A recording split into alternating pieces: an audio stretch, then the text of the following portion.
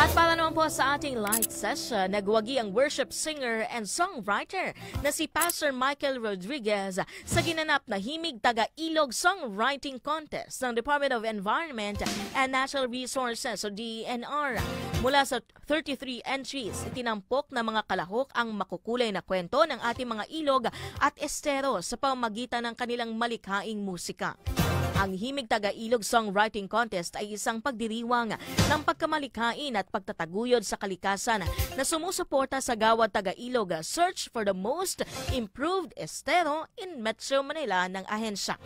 Lubos naman na nagpasalamat si Pastor Michael sa pagkakaroon nito ng kontribusyon sa pamamagitan ng musika na official ng magiging theme song ng proyekto.